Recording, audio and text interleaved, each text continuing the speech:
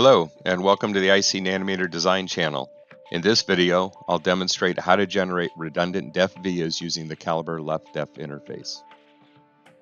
In this simple test case, I've created a custom LEF def mapping file called snet.map. Inside of the map file, I've created mapping statements for each of the routing layers, and I've created custom mapping statements for VDD and VSS nets. These mapping statements are required to map the LEF def object to a GDS or OASIS layer number and data type. To test this map file, I've got this run script with an FDI to OASIS command and these options that will convert the LEF def data to OASIS using the snet.map file we just looked at. So now I'll just launch the script. And we can see this created the output OASIS file. I'll open it in DesignRev.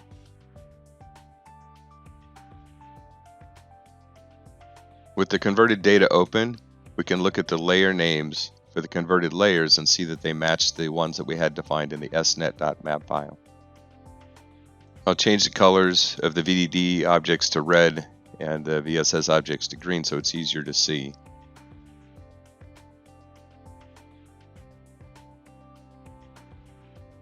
So now it's clear to see the VDD and VSS objects.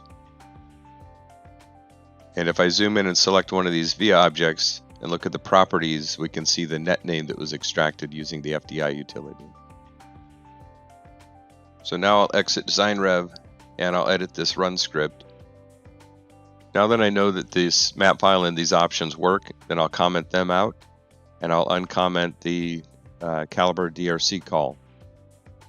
The rules.svrf file contains the layout system, layout path, and other options required to read the LEF def data directly into Calibre, and it also contains a DFM RDB def operation that will write the VIA objects out to an incremental def file.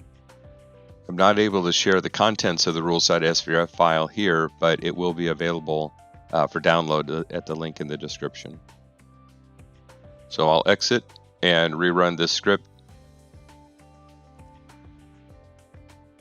And you can see that it's generated a total of 5 results in vias.rdb, but we really want to look at the output incremental def file, vias.def.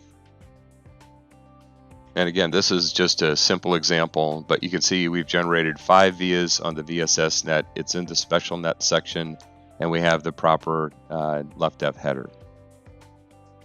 So at this point, you'd read this incremental def file into your PNR environment.